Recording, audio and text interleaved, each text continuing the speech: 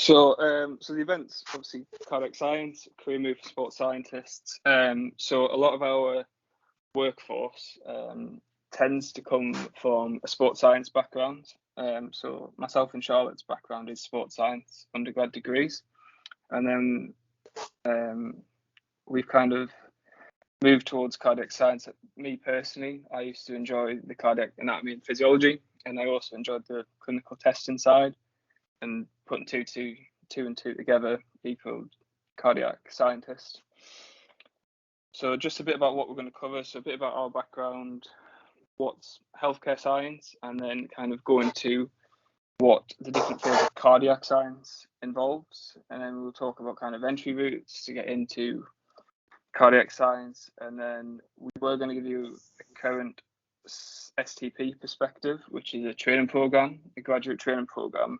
But all the STPs we've been in contact with are either ill, doing exams, or just busy with other stuff. But myself and Luke did that training program, so we can kind of comment from our experiences on if you've got any questions about it. So just a bit about myself. So I am a highly specialised cardiac physiologist in cardiac rhythm management at Patworth Hospital, and I was recently given the job of regional healthcare science training lead for ECG and CRM in the east of England with Charlotte. So my kind of history is I did BSc sports and exercise science, realised I wanted to do kind of cardiac science, so then I did a MSc in clinical exercise physiology, and then I got into the scientific training program in 2017, and that part of that you do a fully funded master's either at Manchester Met or at Newcastle University, which is where I did mine, and then I qualified as a healthcare scientist in 2020.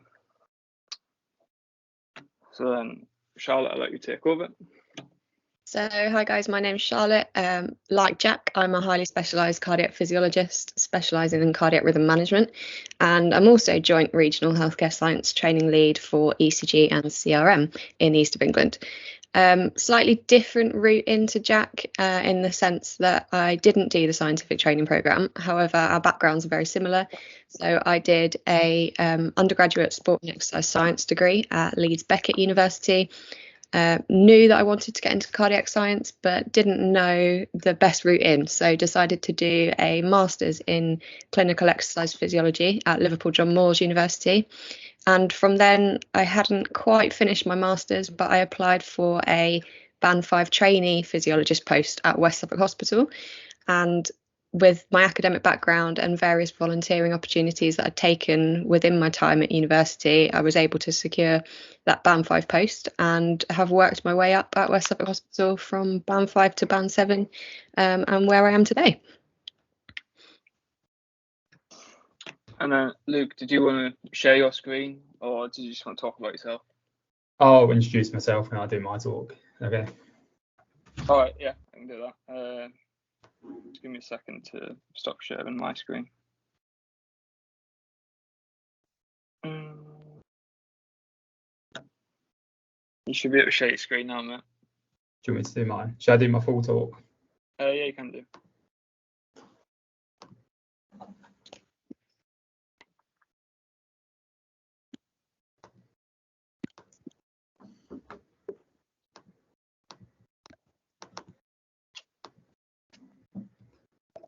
Cool. Can you see my screen? Yeah. Yes. Cool. So, like Jack said, my name's Luke. I've, like Jack and Charlotte, have done a sports science degree at Liverpool John Moores Hospital.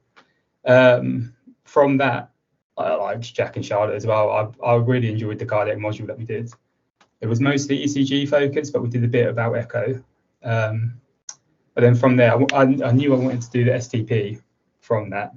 I think I applied in my final year at university and didn't get anywhere. But then I got a job in the NHS as a lifestyle advisor at Bedford Hospital. And then I think I applied for the STP again then and still didn't really get anywhere. So I've got a physiotherapy assistant job at Patworth Hospital, which is a tertiary cardiac centre, just to get experience with cardiac patients. And then from that, I did that for a year, and then I finally got onto the SCP from there at Papworth Hospital. SCP 3 years with that, and then afterwards I become accredited as a healthcare scientist. And then soon after that, I did my BSc accreditation, which is the governing body that governs echocardiography, basically. So after the SCP, you don't come out with BSc accreditation, but you build up your logbook and your skills and knowledge to get the accreditation. So it shouldn't be too long afterwards. Then when I got my BSc accreditation, I became a highly specialised cardiac scientist at Papworth Hospital. And then now I've just recently been appointed with Jack and Charlotte, East of England Education Lead for echocardiography. So I'll just introduce what echocardiography is. I should start the slide share.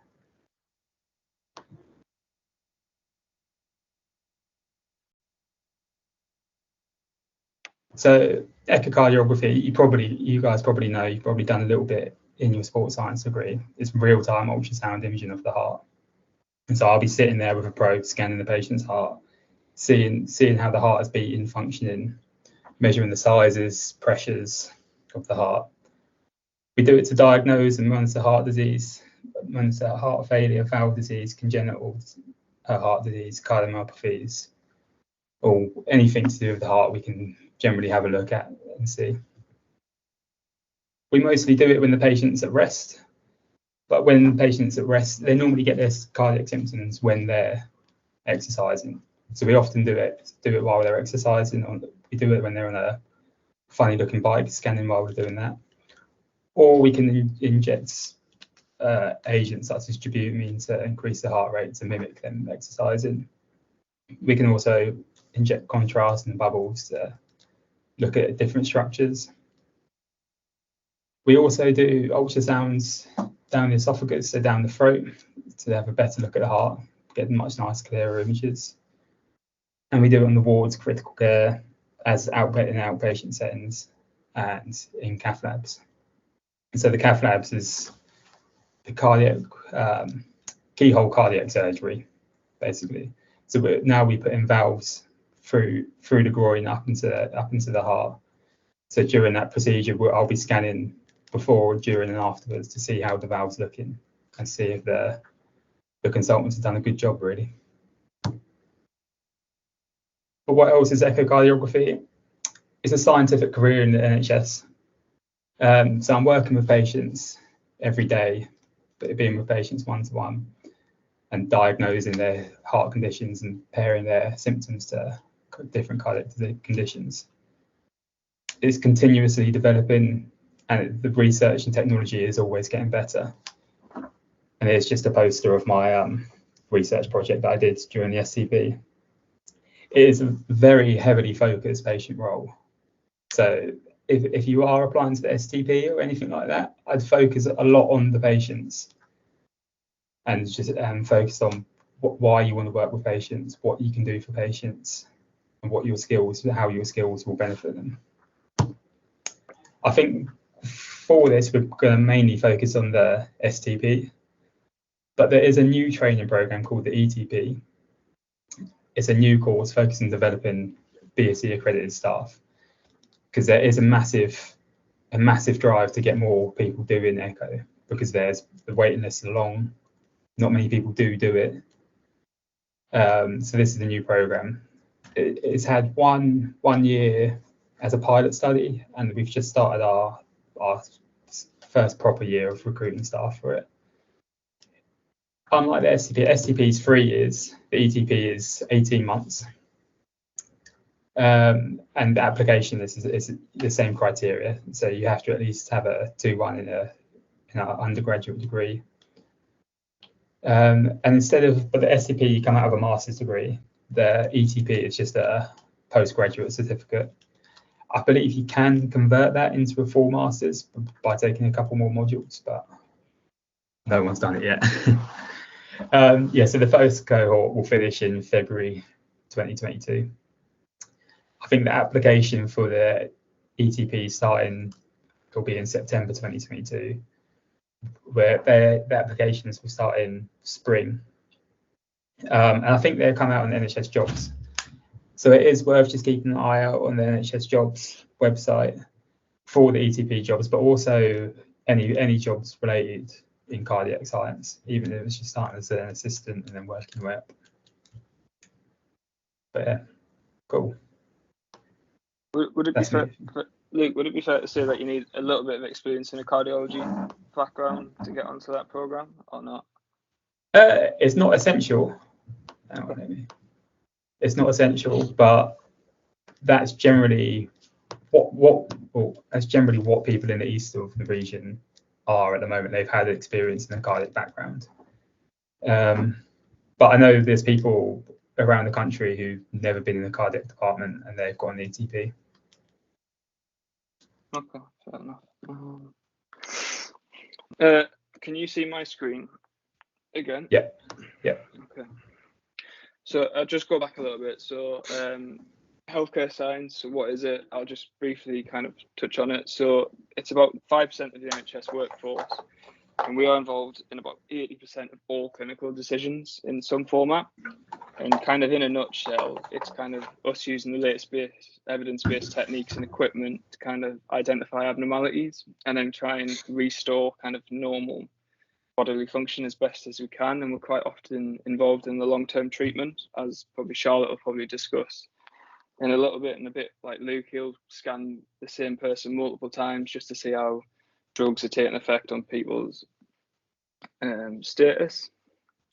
So just to talk a bit about non-invasive, so this is kind of your bread and butter of cardiology, and this is kind of the first things you would be learning if you were to kind of join any kind of, whether it be a band 2 position or if you want to join the scientific training program. So the first bit is kind of, you've probably done something on this in your modules, so electrocardiography, ECG, so it's looking at the electrics of the heart. And every patient who comes into a cardiology ward or any kind of cardiology department will have one of these done, and you can use them to diagnose and direct further testing for probably most cardiology disorders. And I've just got an example of an ECG there, which I believe Charlotte has later on, so I'll let her talk a bit more about it. But we can do kind of diagnostic testing with this, where you get a 10-second strip and we can go through different kind of parts of the heart and say, oh, is that looking like a heart attack? And is it the rhythm coming from the ventricles? And we can do kind of longer testing where over 7 days, where we're kind of just looking to see if the heart rate drops really low, i.e. less than 40, or if it goes really high and it's causing patients to pass out.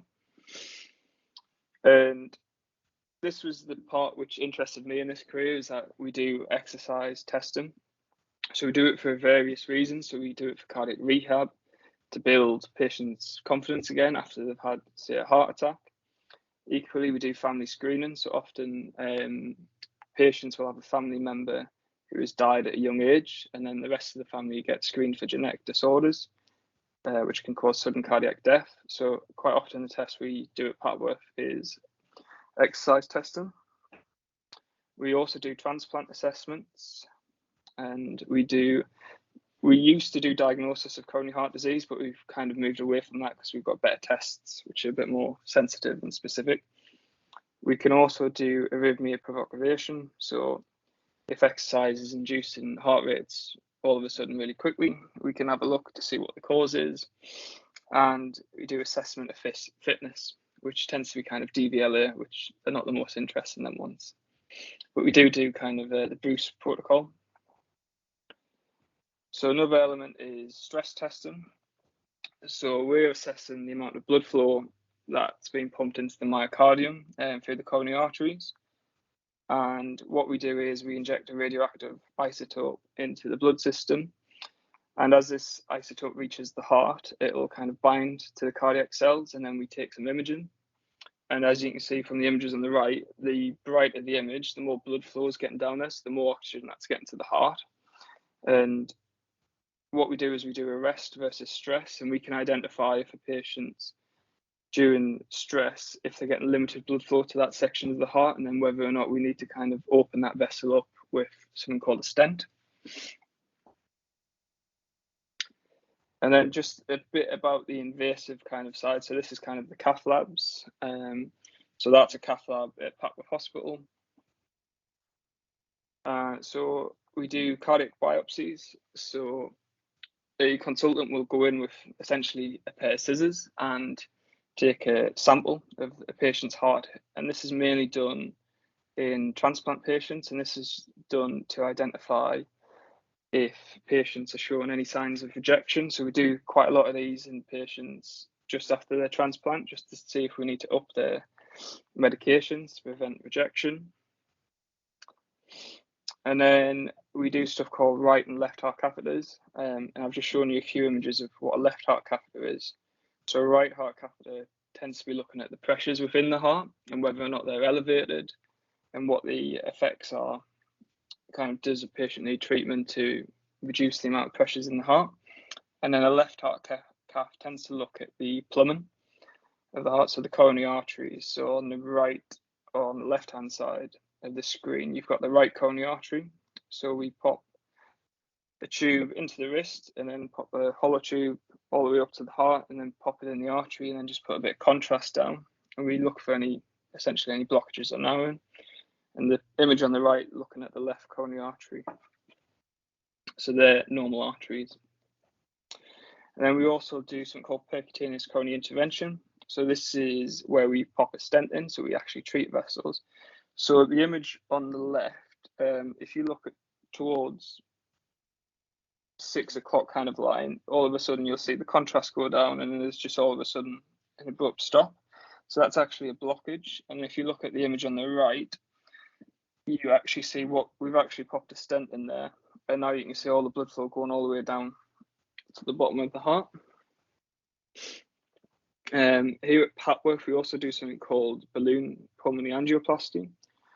So in the pulmonary arteries, you can also get blockages, and what this can do is it can increase the pressures in the heart, and it can cause shortness of breath in patients and reduce their exercise tolerance. So the picture on the left just shows kind of an angiogram where it's showing the blockages. So again, roughly 6 o'clock in the middle of them 3 vessels, you can just see that it abruptly stops. And then the picture on the right is just us actually treating that vessel. So we're trying to open up that blockage to restore the blood flow. So you can see kind of a balloon which is currently inflated, and what you'll see eventually is that will fully inflate in that little middle bit just there, and that's us actually opening up that artery a little bit more. So that will kind of reduce your pressures in the heart, and patients will have this done multiple times, targeting different areas, and this will actually improve their exercise tolerance. We also do something called aortic valvuloplasty. So this is to do with something called aortic stenosis, where your aortic valve is narrowed, so less cardiac output's getting out. So again, patients have limited exercise capability. So what we do here is we actually take a balloon and we inflate it in the valve, and then this opens the valve up again, so you get more stroke volume and then therefore more cardiac output. And this was something kind of Luke briefly mentioned before, where we actually put a valve in patients. So this is where we put a pig's pericardium into the heart, and it's surrounded by a metal scaffold. So you can see on the right hand image, when it replays, we're actually inflating a valve into the aortic valve, and that tends to be in patients who are high risk and can't have surgery. So it tends to be 95-year-olds, 90-year-olds, and they have other comorbidities where surgery would just be too high of a risk. So then, therefore, we offer them this procedure. And then, Charlotte, do you want to take over this bit? So moving slightly away from kind of intervention and echo, the other route you can take as a cardiac physiologist is working within cardiac rhythm management, which is what mainly myself and Jack do on day to day. So cardiac rhythm management is the assessment of impulse formation and conduction within the heart. So we're looking at heart electrics in comparison to more of the plumbing side, which Jack has just talked about. There's various different kind of procedures you can get involved with in cardiac rhythm management. Lots of them are electrophysiological procedures performed in the cath lab, where we're looking at heart signals using catheters, much like catheters that Jack's just shown you during PCIs. We can make 3D maps of structures within the heart using those catheters in order to determine where some arrhythmias are coming from and kind of engage treatment in the right areas. My point of view, device therapy is kind of my bread and butter at the moment in my day-to-day. So this involves pacemakers, implantable cardiac defibrillators, and cardiac resynchronization therapy. Jack, do you mind just moving on to the next slide? Yeah. Lovely. So electrophysiology then, like I said, evaluation of the cardiac conduction system. So in the picture on the right, you can see we've got multiple catheters inside the heart. We typically go through the groin to get these catheters in. We place catheters in different areas of the heart to generate different signals in different areas, and that way we can either provoke arrhythmias, find out where they're coming from, and provide treatment. Different treatments we can use something called ablation, so we can burn certain parts of the heart or freeze certain parts of the heart to treat abnormal arrhythmias. And that's just one role that we can get involved with in cardiac rhythm management. It's quite a specialist area, and you'll only find it at larger trusts, such as Papworth, and it's quite a competitive kind of specialism within cardiac rhythm management compared to device therapy.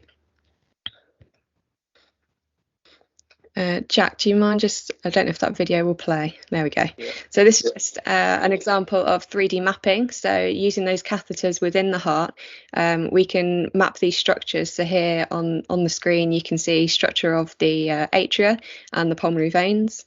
And this is where we're just using colour over the top of those structures to determine points of activation. So we're measuring where signals are coming from, how long they're taking to travel across the myocardium, and those signals can help us determine where arrhythmias are coming from and where we need to potentially use cryoablation or radiofrequency ablation to terminate those arrhythmias. So this is a bit of my bread and butter, pacemakers. So as a physiologist, we're involved with the implantation of pacemakers. They'll generally be led by consultants, but we will be there to monitor the patient and to program the device. We also test the leads during the procedure as well to make sure that they are functioning well. The typical patients we see are those that present with slow heart rates, most likely symptomatic, could be passing out, could be dizziness, those kind of things. So on the left hand side, we've got just a short rhythm strip at the top of a patient that's in complete heart block. So they've got a very slow ventricular rhythm, something that is quite dangerous for particular patients. This particular patient presented with dizziness as well, so he was for a permanent pacemaker. In the middle, it's quite a small image, but it just gives you an idea of where a pacemaker is implanted. So we tend to go left on the left side in the prepectoral region. We make a pocket under the skin, so it's just subcutaneous. And the leads are implanted through the vein. So we go venous into the heart, into the right atrium, and we secure a lead in there. And then we go through the tricuspid valve into the right ventricle, and we secure a lead in there as well. During the procedure, as I said, this will mainly be done by a consultant or a registrar, but we will test the leads to make sure that they can see everything that the heart is doing and that they can provide pacing therapy at an adequate standard as well. And then at the bottom of that strip, we can see a slightly different ECG with some pacing spikes. Now, you won't see these all the time on an ECG, but I thought I'd make it easier on this occasion for you to see. So we achieved a normal heart rate for this patient by providing pacemaker therapy. And as a consequence of that, we have improved the patient's quality of life.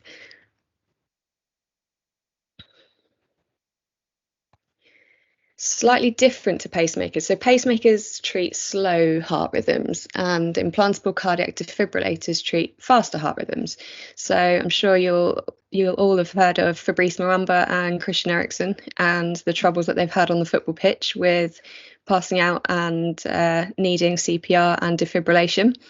Now, both of these players ended up with the rhythm that, much like Jack showed you earlier, on the right hand side you can see, which is called ventricular fibrillation.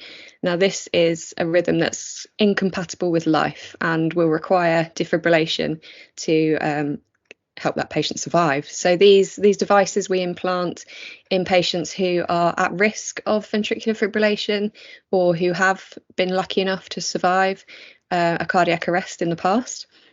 These devices look pretty much the same as pacemakers. They're implanted in the same way, but they do deliver high voltage therapy rather than low voltage therapy that pacemakers provide. So they'll be constantly looking at what the heart's doing, measuring signals, and if they ever see episodes of ventricular fibrillation for that patient, they will deliver an internal shock at a high output within the heart to hopefully save that patient's life.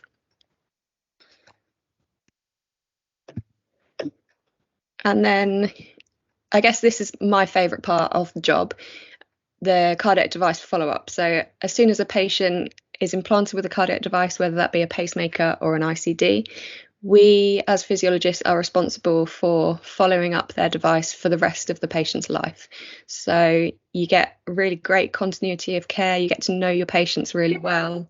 You'll see the same patients multiple times a year for the rest of their life. So typically we see our patients once a year at least, and with kind of developments in technology and things now, that could either be in clinic with us or we can do remote follow-up now. So using smartphone apps and things, we can give those to patients, gives them a little bit of information about their cardiac devices on a day-to-day basis, but also alerts us to any important changes in the function of their device or the health of our patients, and can keep them at home for their routine follow-up. So it prevents people having to come into hospital quite as much. We are responsible for providing lifelong therapy for that patient, and we are responsible for programming their cardiac devices. So we do have quite a lot of responsibility. We have responsibility of optimizing medications and referring patients out into other services such as heart failure or into the consultants for consideration of ablation and cardioversion, things like that. So it is a very involved process, and definitely a multidisciplinary team is required around you, but it's a great service to be involved with, and you really get to know your patients. So that's my favourite part about the job.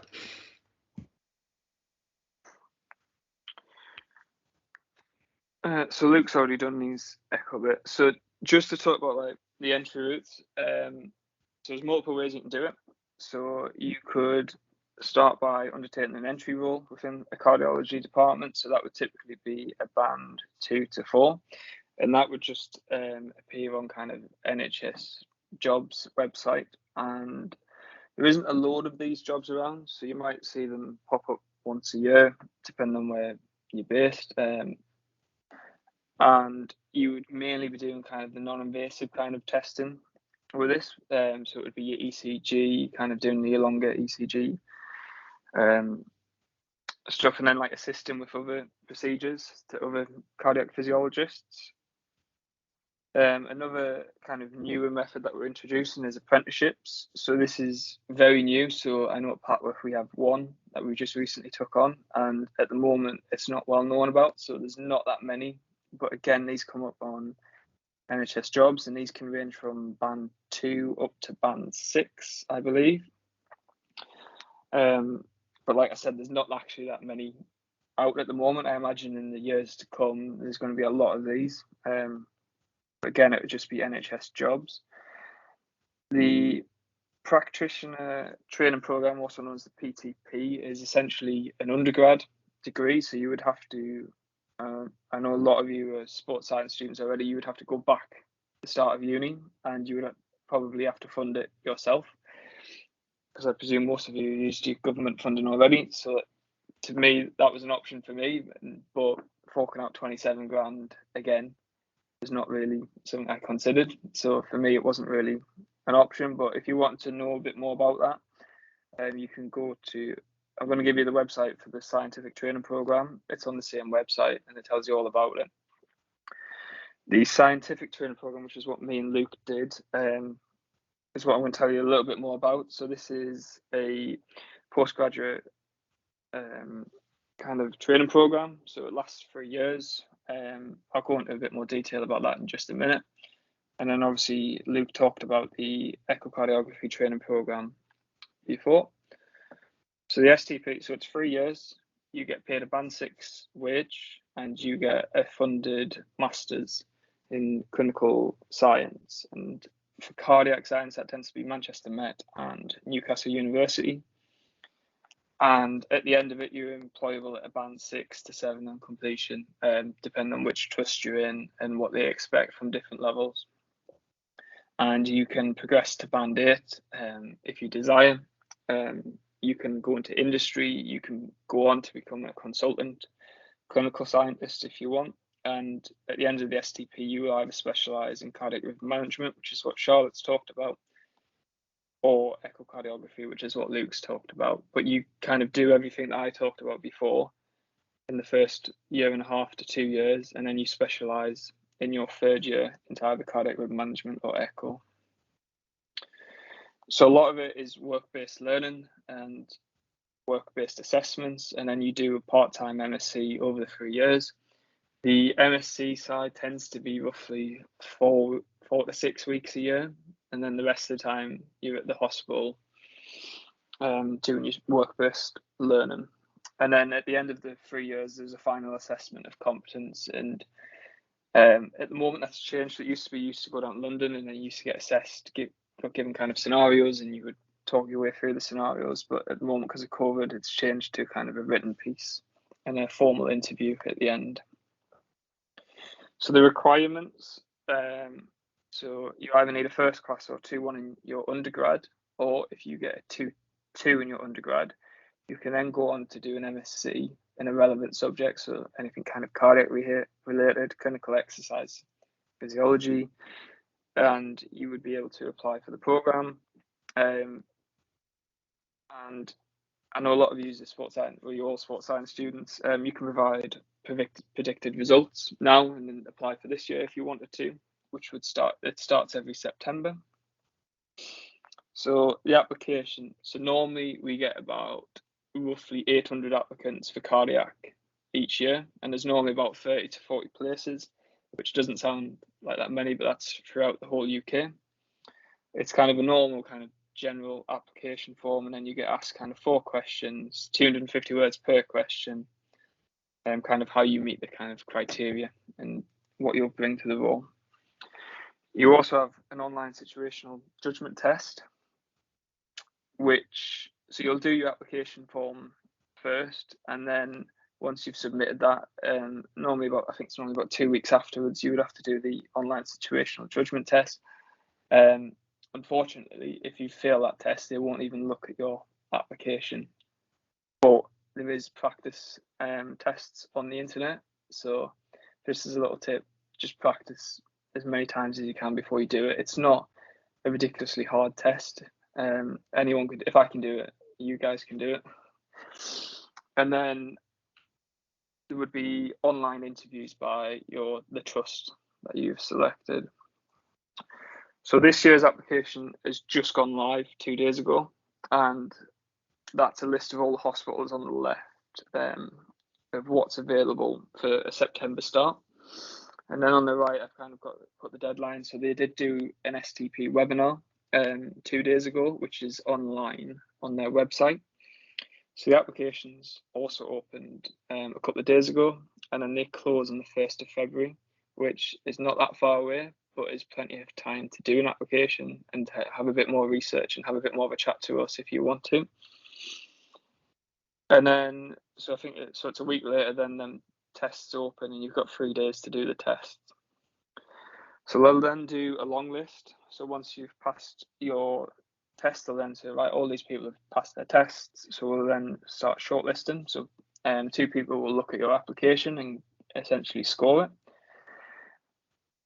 And they'll then do a shortlist release. And what you'll do is essentially the hospitals on your left, you will rank them in order that you would like to be at that hospital. So if you wanted to be in London, you would rank all the London hospitals first, and then if there's any hospitals that you really didn't want to go to, you could actually say, don't offer me a place there. So for example, I didn't want to go to London, so I said, don't offer me a place in London, which I got offered Papworth Hospital. And then you would then do an interview with Patworth Hospital. So just some tips and tricks with the kind of application. So I marked applications last year, and a couple of things used to annoy me. So the first thing is have multiple people look at your application. So parents, friends, brothers, sisters, your university lecturers, and even university career service. I gave my application to like 7 different people to look at. And if you give it to a range of different people with different kind of knowledge, they'll see different things. And then you have 4 specific questions to say how you meet that course specification. So, for example, if this course specification says must have a UK driving license, say in the application you have a UK driving license, and then don't just say you can do something. Give an example. It irritated me last year when people say, "Oh, I can lead a team," and then didn't give an example. So essentially what we do is we score these statements and say, yes, strongly disagree, somewhat agree, strongly agree. And obviously if you strongly agree, you get a higher mark. If you give an example, I can't disagree with it. So just a tip. Equally, last year, a lot of people used abbreviations without saying what it means. So people were abbreviating stuff. I didn't have a clue what it meant, and it meant they wasted a whole paragraph, and I couldn't mark them on it. And equally, you get 250 words per question. Make sure you use every word available. I had applicants last year who used 30 words out of 250, and I knew straight away they wouldn't get on the programme. The people that used all the words got a high mark, is what I would say. And then just practice the situational judgment test before doing it, is my advice. Because when I did it, I actually clicked on the live one and not the practice one, and I ended up doing it by mistake and somehow still managing to pass it though. So it's not that hard. So to look more into it, if you just go onto Google and search National School of Healthcare Science and then Scientific Training Programme applications, it'll come up with this link. If you can just click on it and it'll tell you more about the programme and what it involves. And obviously I was going to get you a current student's perspective, but unfortunately I wasn't able to find one. But me and Luke did do it ourselves, so we can kind of give you our opinions on what we thought about it. And that was about it. Jack? Yeah. A question that's come up a lot in the chat is what's our actual role in the cath labs? So it depends on the procedure. So every procedure we would do monitoring. So we would do hemodynamic monitoring of the ECG and blood pressure and SATs, and then we would communicate these in every procedure. In the PCI kind of just get it up. The PCI kind of side, again, it's mainly monitoring, and then we use the specialist equipment in these procedures. So we use something called an intra-aortic balloon pump, and then we also involved in intravascular ultrasound imaging of the coronary arteries. So we do a bit of imaging on the coronary arteries, and we're the specialist in them. In terms TAVI, we're also quite involved. So when you're doing a TAVI procedure, we will pace the heart at 200 beats to 220 beats per minute, and that's kind of to stun the heart. It's quite an important role because by pacing that quick, you can actually induce arrhythmias, like Charlotte talked about, in terms of ventricular fibrillation. So we're quite involved in that. We have to be quite knowledgeable and on the ball. The main roles where I'm not going to lie, you'd get satisfaction from are the cardiac rhythm management side. Charlotte, did you want to talk a bit more about that? About our job with them? I guess the main, like Jack said, kind of role for us is monitoring throughout. So whether that is kind of angiography, PCI, those kind of things, or whether it is a pacemaker or a device implant, our main role is monitoring that patient. So heart rate, rhythm, blood pressure, SATs, those kind of things, just basic monitoring throughout.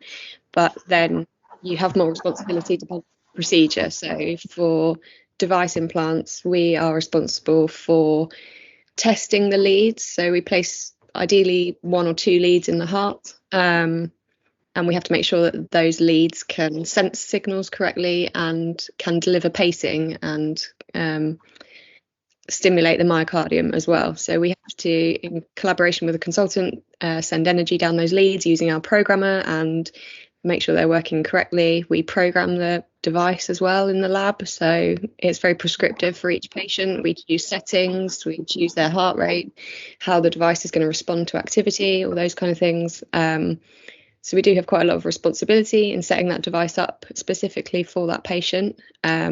We do various checks within the lab as well to make sure that the pacemaker is working before we send that patient home.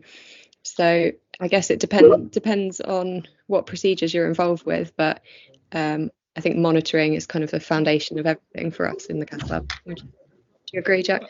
Yeah, so I think we are heavily involved with consultants in the implants of pacemakers. So we will actually discuss certain things like what kind of catheters to use to get into the anatomy, well, different kind of areas of the heart.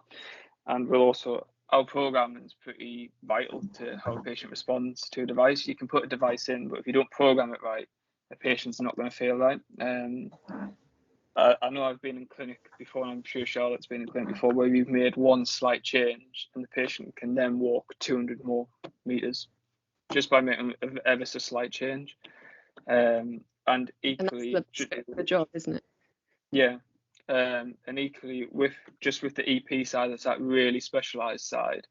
That is a constant communication between you and the consultant on how the arrhythmia is originating. And if you actually watch these, it's as much physiologist or cardiac scientist involvement as the consultant. So there is quite a lot of involvement in that side. I always refer to us in the cath lab as kind of the consultant's second pair of eyes and pair of hands, because they do rely on us quite a lot, and we are quite important for most procedures, whether it's our opinion or monitoring the patient. So yeah, we are quite heavily involved.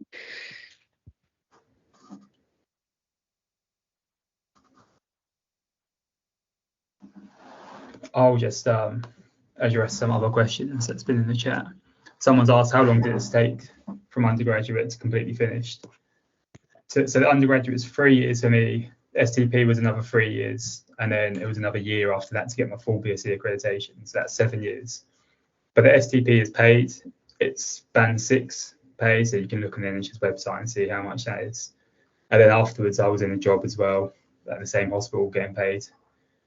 I think you can do the STP straight away from undergrad. So in 3 years' time, you can be fully qualified, essentially. Someone who answered the salary. I think also coming from a slightly different route and not doing the STP, from my experience, coming straight from a master's into a band 5 training post, I've only been in that 4 and a bit years now, and I've gone kind of from completely fresh as a band 5 to band 7 and specialised. So it's all dependent on how much work you put in and how much you want it, but you can achieve things quite quickly.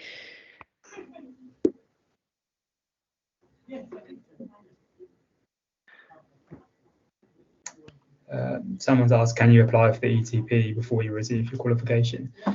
You can. You just need to. You use your predicted grade, and then if you gain your predicted grade, then that's good.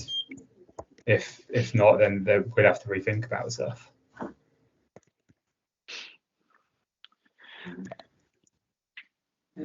Is there any private sector cardiac science work on NHS? Yes. The STP is NHS, so, and then getting onto the roles will be NHS. There is private jobs out there, but yeah, there's plenty of jobs for cardiac science. There's a high demand for it, so there is a lot of private work out there. And for example, in echo as well, there's a lot of private echo jobs in sports and exercise. So for cardiac risk in the young, there's jobs out there and screening for athletes as well.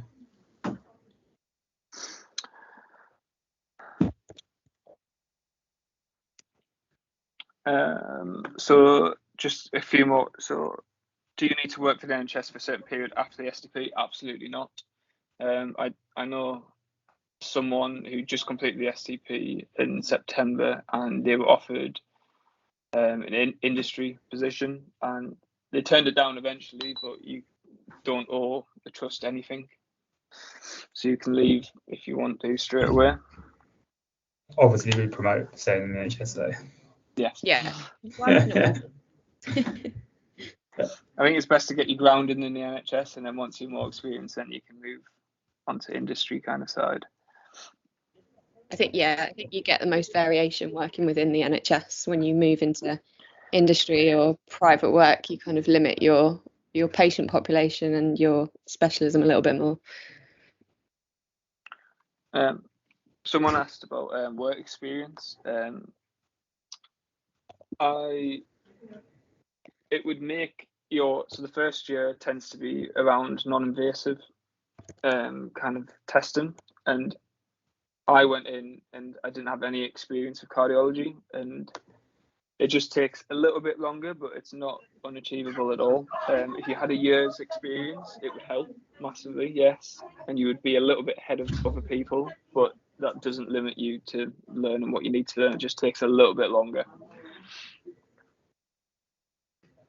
Jack, there's a few questions about situational judgment tests. Have you got any tips on where you can find examples of those? So the situational judgment tests look at what kind of character you are.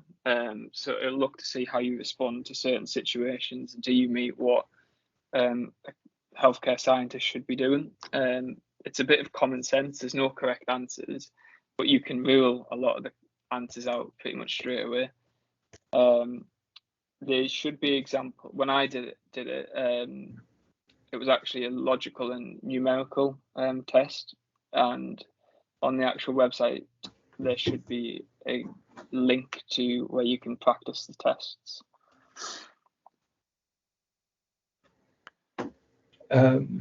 There is a link to practice the test. I think they've got 3 example questions on there, which is just like apparently just exactly what the sort of questions they'll ask you. So it's all on the website.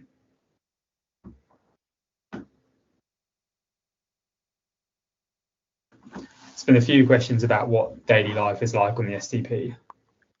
So I lived about 30 minutes away from the Papworth Hospital when I was in the STP. So it took me half an hour to drive there, half an hour to drive back. The first year you spend doing different rotations. So if you do cardiac, it's vascular, respiratory. I think critical care is in it now. A bit of radiology, and then you spend 6 weeks a year in 6 weeks for the first year in university, and you go up every now and then for different exams. And the second year, you get a study day each week. So I was working 3 days a week, 1 day study, 1 day off. And then that's how I split my time. So you get time off to do your Newcastle workloads, and you've got lots of competencies you need to cover and make over the period. So that takes up a lot of time as well. And I did a placement at the Peterborough Hospital as well for my vascular, but it depends on what hospital you're at.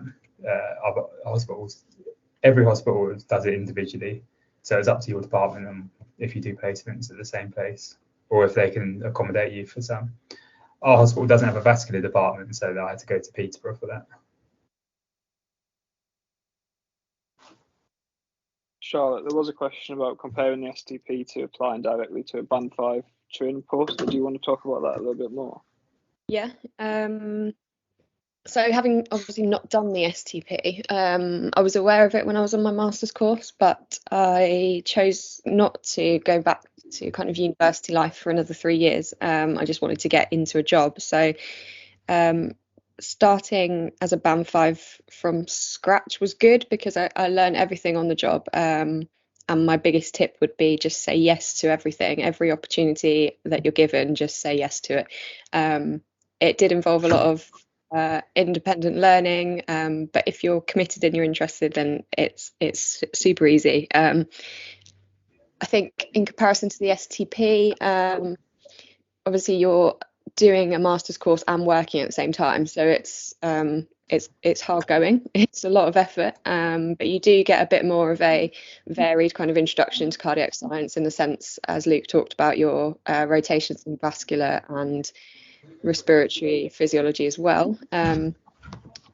So yeah, it's a difficult to compare. The STP is quite competitive to get onto, and we are trying to create more and more of these training posts at kind of Band 4, Band 5 level. And I know West Suffolk and Patworth are trying to push these posts out to get more people with backgrounds such as ours in sports science into cardiac science, because we do have a massive shortage of physiologists. I would definitely recommend people with backgrounds in sports science or clinical exercise physiology, anything like that, where you've got strong kind of understanding of anatomy and physiology and a bit of experience of patient care, whether that be in hospitals or in the community. That will stand you in really good stead for training places in the NHS, and I would definitely recommend it. But also, being a STP training officer now, I would also push the STP as well. They're both great options, but do whatever's right for you. If you don't want to study for another 3 years in a formal master's, then try and get a training post. But equally, if you want that kind of formal education, then go for the STP. They're probably not comparable really, but they're very different routes, but both kind of as good as each other, I guess. It's just a question on Tier 2 visa. We could not comment on that. It would be a case of you'd have to go on the National School of Healthcare Science website, and then I imagine they would support you in getting a visa. But I can't really comment on that. You'd have to ask them that yourself. I think if you're applying for a Band 5 job or above, that meets kind of the NHS grading system to get a Tier 2 visa. But obviously you'd have to be successful at application first to be able to, for the NHS to support you in that. And then there's a question on if the STP met my expectations. Absolutely. I went from knowing absolutely nothing about cardiology. From a sports science background, you'll learn the kind of cardiac, the anatomy and the physiology, but working in a cardiology department is just completely different, and what you've got to learn. I went from knowing nothing to being a specialist in cardiac rhythm management in 3 years, so I wouldn't actually change anything about. Luke, would you agree? Or yeah, it's good. I wouldn't change anything. Yeah, it's perfect to earn money while you're studying and working at the same time. So it's a great trade-off for all.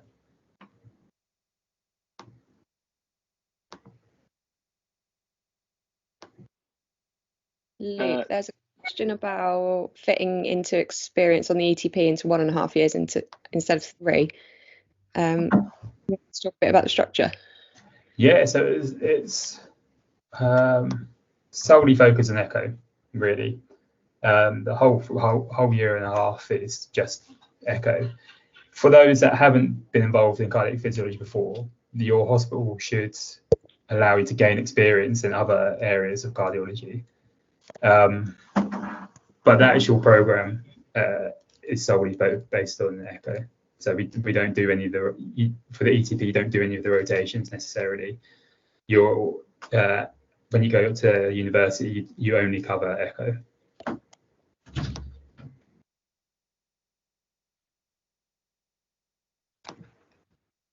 Any interview tips for the STP, guys? Focus on the patient, read the good scientific good scientific practice document. That's what covers a clinical scientist. That's the rules they go by, basically. Read the NHS values and behaviours. That will all be covered in your interview, and the most important parts, really. In terms of your cardiac knowledge isn't that important. They will ask you a little bit about your cardiac knowledge, but not at a very high level. So I think with the cardiac knowledge, it would be kind of basic understanding of different tests and what patient symptoms would be. So what would a heart attack patient present like? They might ask you a little bit on ECG, very much basics. They might give you an ECG and it might just be absolutely normal kind of sinus rhythm, as we call it.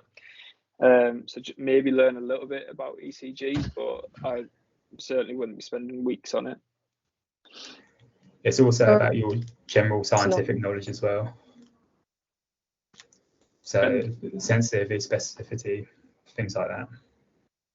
A bit of research as well. Yeah, and I would just say have examples for things in your head. That's what they're looking for, is can you back things up with examples? And how would you approach situations as well, going through your process in your mind, kind of verbalizing that interview as well?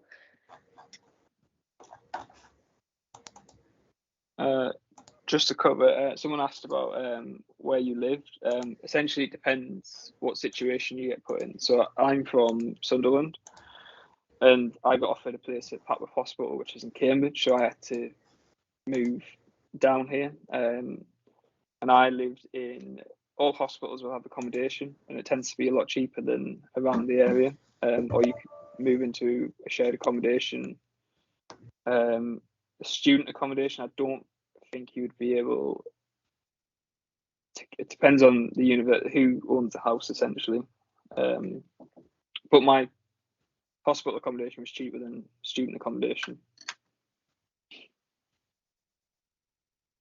I've got a couple of STPs at the moment, and they obviously, we're based in West Suffolk, but both of them are at University in Manchester for their STP academic side. So they got an Airbnb together really cheap in the city, in the middle of Manchester, for the 6 weeks while they're at uni, and I think they enjoyed it so much they plan to get the same place again when they have to go back for 2 weeks next year. So yeah, find an Airbnb or something. If you can make friends with people at some of the recruitment events and stuff, then you can share flats and stuff together. It'll be quite easy to find places if you do it early as well.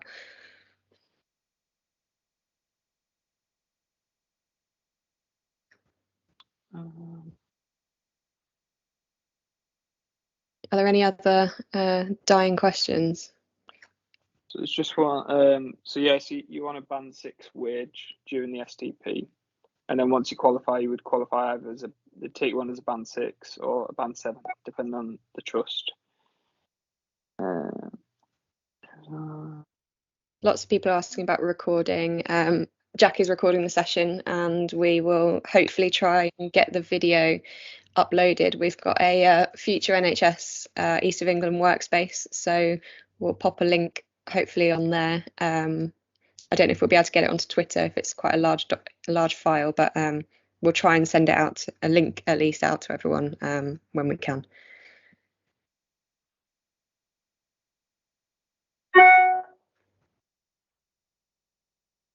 I'll pop a link to our Futures NHS page into the chat if anyone's interested. You can register to become a member of our workspace in the East of England, and you'll be able to see lots of training. It's on there if you've an email address. So just with the STP positions, they're advertised on the National School of Healthcare Science. Let me just get the. So if you just type in National School of Healthcare Science and then Scientific Training Programme applications, or you can go to that link there. That's where it's it'll tell you how to apply. The STP does not come up on NHS jobs. Luke, what about the the ECHO training? Yeah, I think that's going to be advertised in NHS jobs in spring.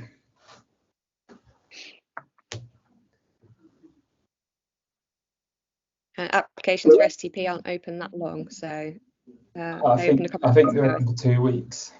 Yeah, 2 weeks. so Yeah. if you want to get your applications in the next couple of weeks.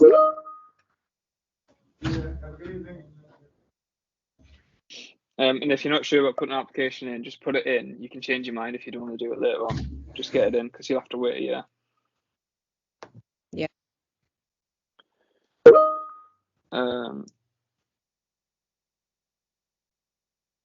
So in terms of STP posts, it varies every year. So each trust will kind of apply for funding each year, and then the national school would decide who gets it. So I imagine in Wales it would more any trust can get it. It's just whether or not they know about it and whether or not they want any. And it changes every year. So at Papworth we have taken STPs on every year, and this year's the first year where we've not actually taken any external applicants for the STP.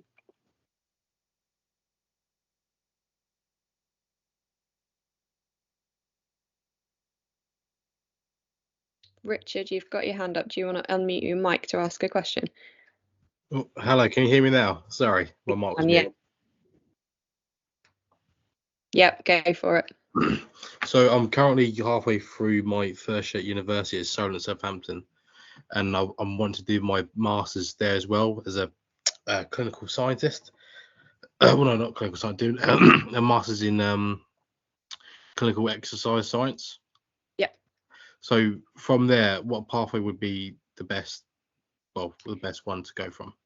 Because I'll be before when I do that, and I don't really want to spend ages doing 3 years in the STP, to be honest. Yeah, that's exactly how I felt when I did finish my clinical exercise physiology masters. I was 22 and didn't want to do another 3 years at uni. So my advice to you, if you don't want to do the STP, is you can either look at the ETP if you want to do echo and go in that way on an 18-month programme, or I would look on NHS jobs, just keep an eye out. Loads of things pop up all the time. You can sign up for email alerts, and I would look at a band 4 or 5 physiologist training posts. They're coming up more and more often now as we're trying to get more and more people into the workforce. So if you don't want to do the STP, I would encourage you to go down that route. If you want any help, then feel free to drop me an email, and I can give you some tips and stuff for interview and application. But yeah, if you don't want to do the STP, that would be the best route and the quickest route for you to get into cardiac science. Oh, fantastic! Thank you for that. Is there a possibility of working from doing the ETP, working up to band 6 from that sort of area? Luke, I'll pass that one over to you. So the ETP is a band 6. So you are paid in the band 6. You finish the ETP when you become BSc accredited, and after then you should be a band 7 at least. Okay, cool. Well, that sounds great. Thank you for that. Thanks, Richard. Thank you. Just to answer the question about consultant, so you would have to do the scientific training program, which obviously takes 3 years. You then have to be registered on the HCPC registration, which you get automatically once you finish the STP, and you can then apply. You would have to work with your trust. So if I wanted to do it at Papworth, I would then have to work with my trust to kind of create my own program. Is essentially what you've got to do, and it takes 5 years, and you have to do a part-time PhD on the side of it. But at the end of it, you are employable at a 8B, I think it is.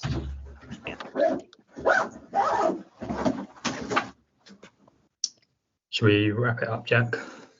Yeah. Unless anyone has any last-minute questions. And you can always go for it. No.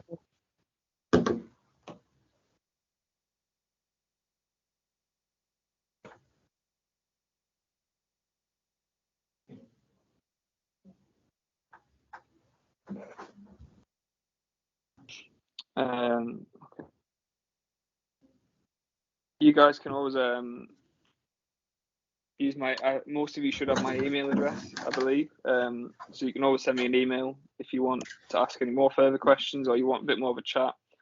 More than happy to do it. Just give me a little bit of notice, just to get you in.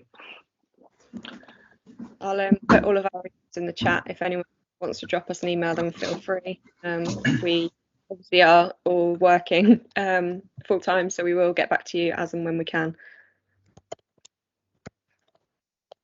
And just on, there's no minimum after the SDP. You can go straight from the SDP to the HSST. You just have to arrange it and be organised. Essentially, you have to organise it yourself. Well, it's definitely worth doing. So you have a lot of responsibility then. Cool. I think we're there with questions, aren't we? Yeah. Amazing. Well, thank you so much, everyone who's left, for attending our webinar this evening. We hope it's been really beneficial for you to get a bit of an insight into what we do day to day as cardiac scientists, and hopefully we've inspired you to look at some of the routes in and come and join us. Any questions or any further kind of tips or things you want from us, then just drop us an email and we'll get back to you as soon as we can. And thank you to Jack for hosting and organising. That's all right. Okay. See you guys later. Thank you very much, guys. Thanks, guys. Take care. Cheers, bye.